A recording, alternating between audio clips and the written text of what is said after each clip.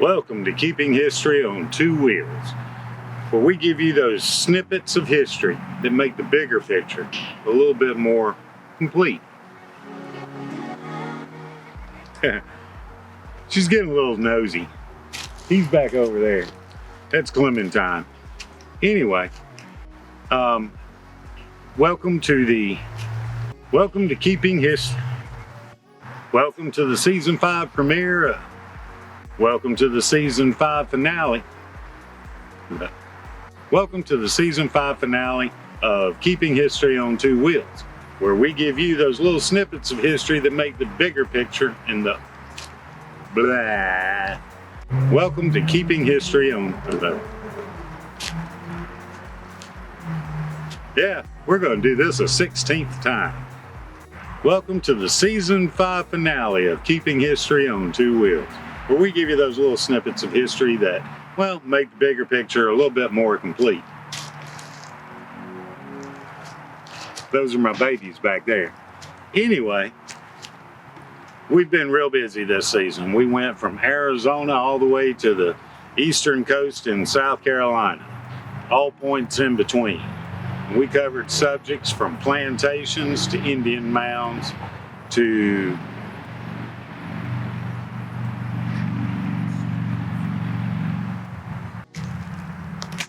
number 17. Welcome to the season finale of Keeping History on Two Wheels, where we give you those little snippets of history that make the bigger picture just a little bit more complete.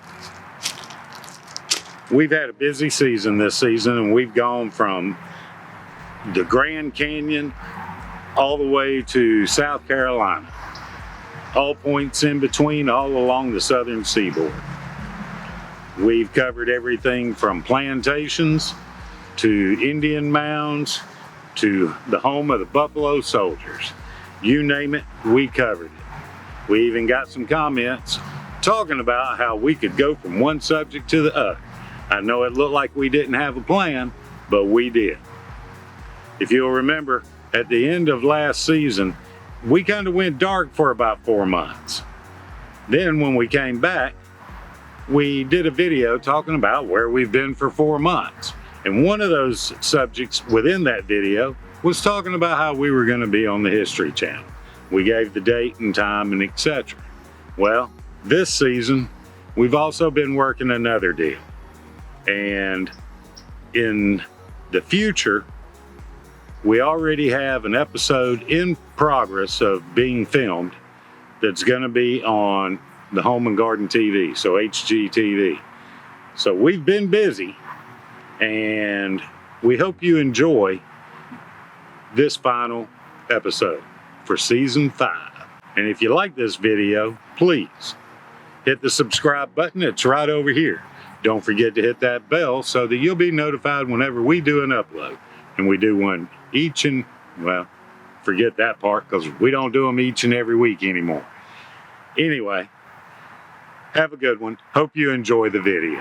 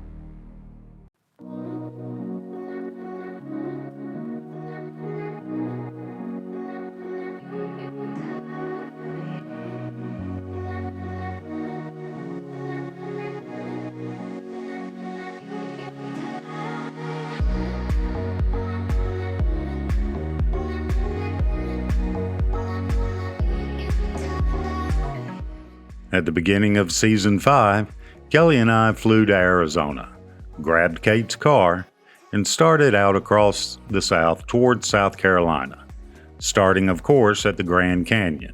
After all, you can't go to Arizona without going to the Grand Canyon. This geological is truly something to behold, and I think everyone should see this at least once. Not to mention how close you can get to the wondrous wildlife that is, well, quite abundant and sometimes very unusual.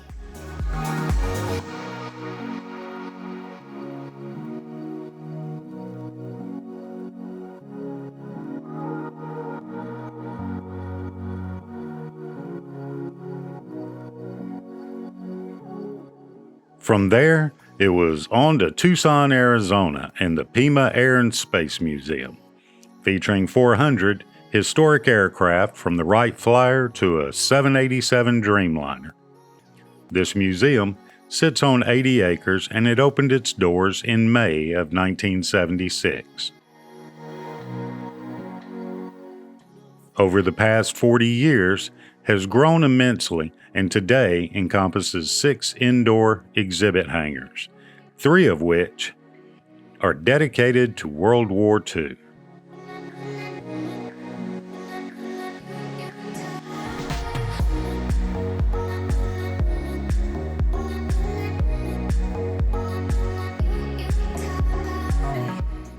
Since you're in the area, you might as well check out the Baron Ferdinand Von Galen Titan.We Missile Museum. Boy, is that a mouthful. This museum was at one time a working United States Air Force Titan II missile silo. And the thing is it still has the Titan II missile in the silo. But don't worry, it's been decommissioned and poses no threat. As Kelly and I made our way east out of Arizona and headed to San Antonio, we wanted to take a little detour. Fort Stockton is 329 miles northwest of San Antonio and 240 miles east of El Paso, so it's kind of in the middle of nowhere. But it played a significant part in the settlement of the West, thanks to its location and the fact that it's the home of the Buffalo Soldier. Making the jump from Arizona to West Texas, the next stop was, of course, as I said, the West Texas town of Fort Stockton, which is the home of the old Army fort, Fort Stockton. Fort Stockton was the home of the Buffalo Soldier. It's a small historic site with a big history.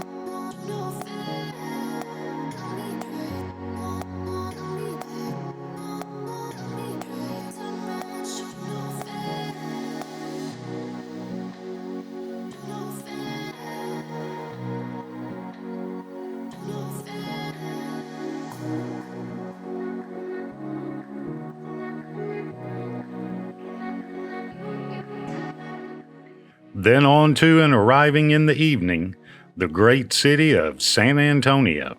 San Antonio, without a doubt, knows how to handle tourism. Texas and the settling of it, which San Antonio played a major role, was pivotal in making the United States what it is today.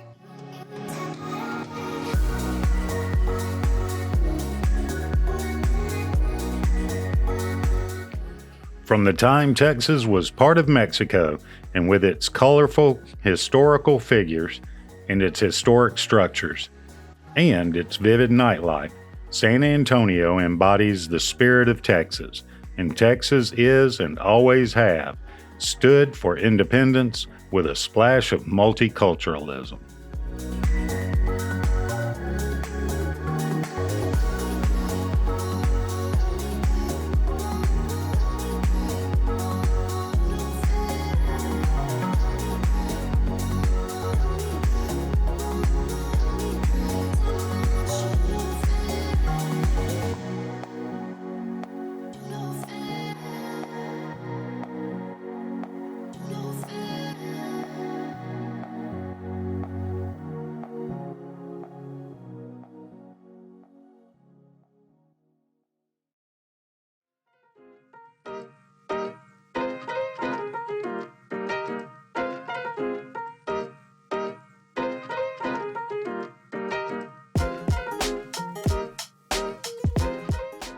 Louisiana, the sportsman's paradise.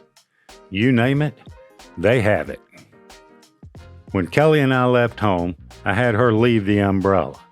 Who's going to need that in the desert, right? Well, I forgot about Louisiana. Welcome to the downpour. And more importantly, welcome to New Orleans.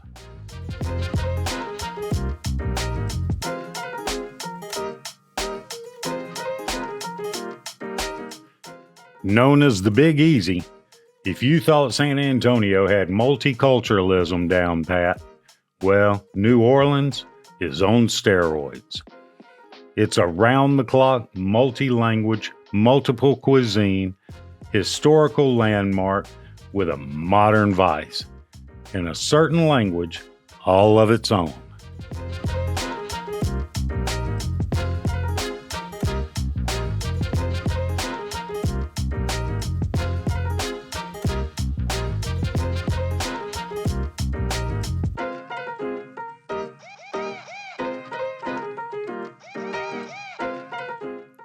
If you want to party, there's no better place than Bourbon Street. All genres and all fetishes are fed to the extreme down this one street of debauchery. The one street that leads straight to the heart of the French Quarter and Lafayette Square.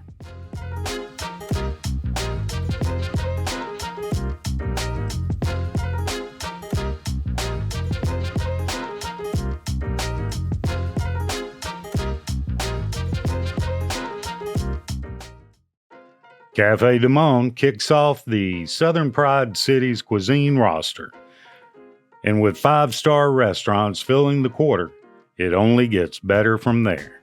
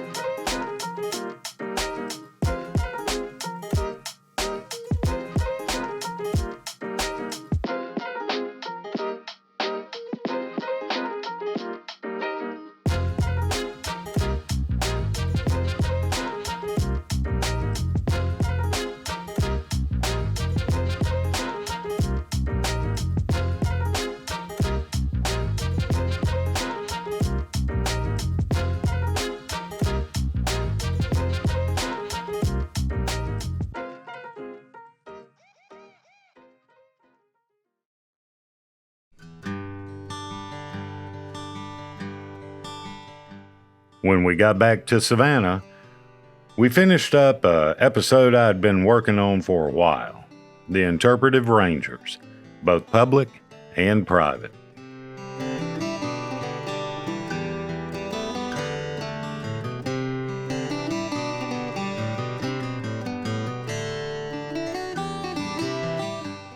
We had the opportunity to sit down and interview both Aaron Bradford and Jacob Kersey.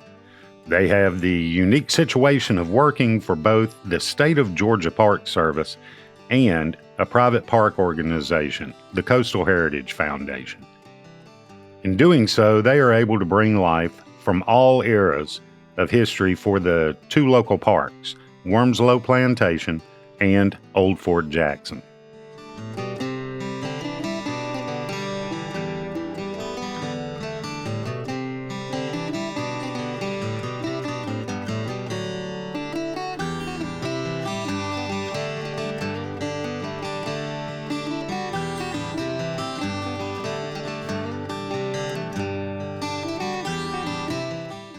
We followed both throughout their day as they seamlessly transformed back and forth from modern-day park rangers to personas from all eras of time for these parks. We were able to see what goes on behind the scenes that the public rarely sees, from opening of the parks to the interactions and teaching the public to the demonstrations.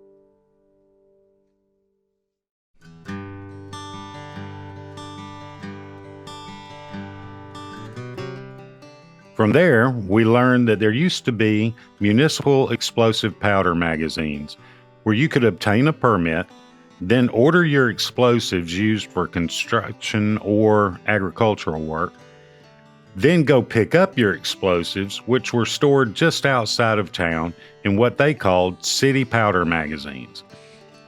This one is the one and only left standing in the state of Georgia, and it's right here in Savannah.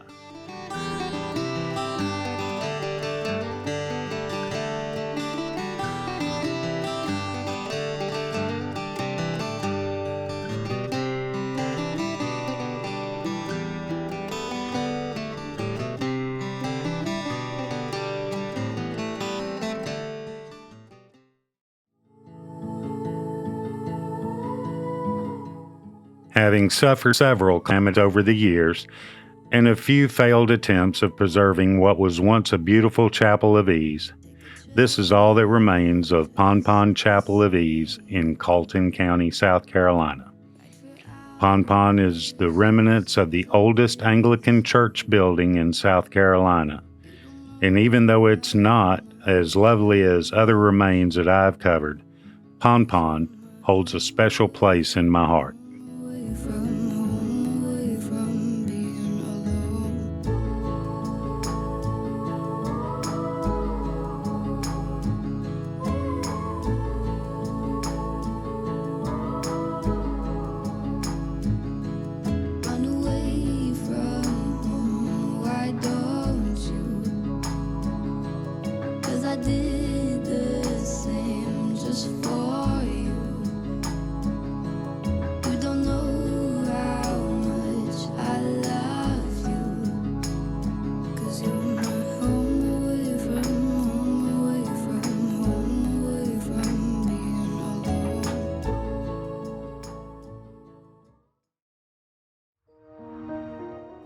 During Season 5, we visited 3 plantations, Charles Pinckney's Snee Farm outside of Charleston, South Carolina, Mcleod Plantation, which is almost downtown Charleston, and Redcliffe Plantation outside of Beach Island, South Carolina, each depicting a separate time period from the colonial era to the Reconstruction period and all the way to the 1970s.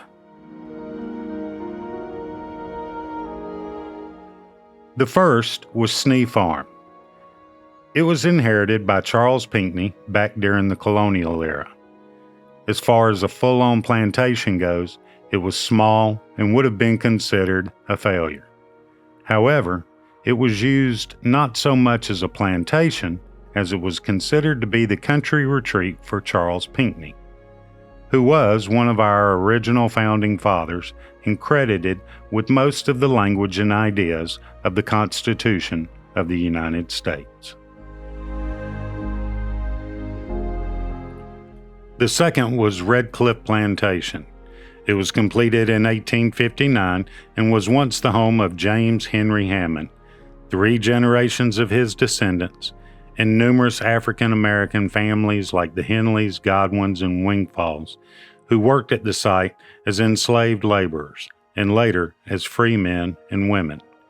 Now one of the many historic plantations that South Carolina has opened up to the public, this site encompasses the ambition, wealth, and power of James Henry Hammond, as well as the injustices and suffering forced on the hundreds of enslaved persons who were forced to live and work on the land. A successful cotton planter, congressman, governor, and senator, Hammond spent his life defending the Southern plantation system and his status within it.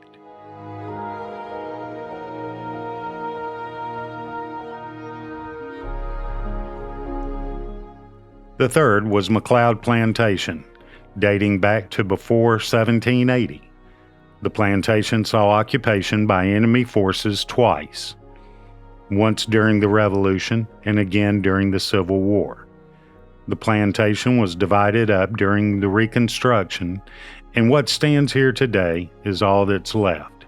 The stories of both freemen and the enslaved Gullah Geechee people are explained in detail today.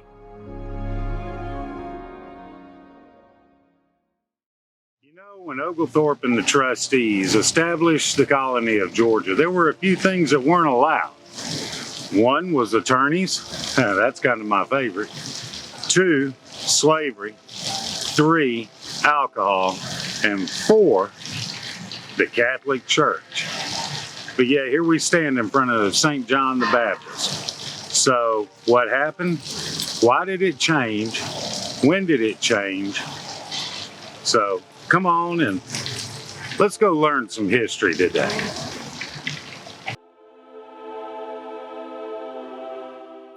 When Georgia was established, Roman Catholics weren't allowed for fear that they wouldn't be loyal to the crown. But after the American Revolution, that prohibition faded into the past.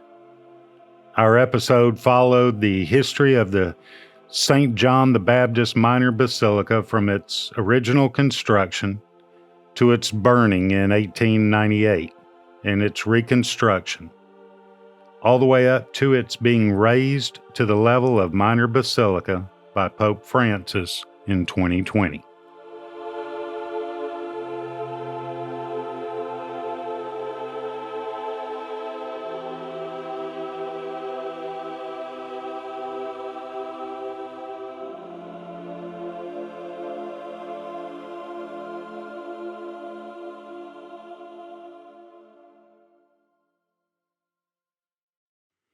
Then we rounded out Season 5 with the Ocmulgee Mounds National Historic Park.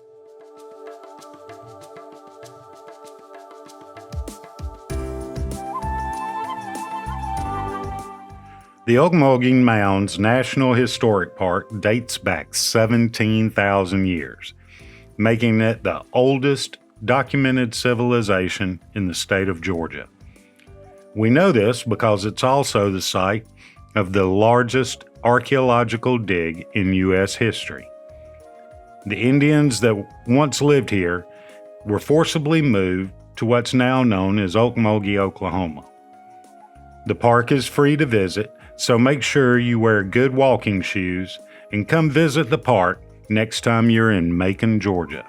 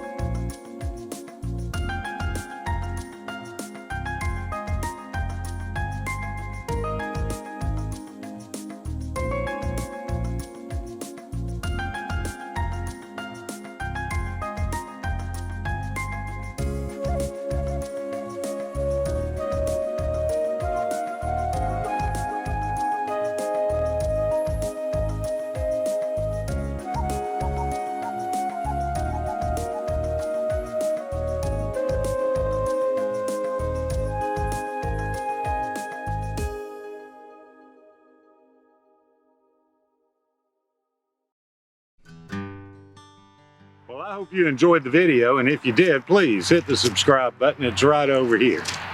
Don't forget to hit that bell so that you'll be notified whenever we do an upload.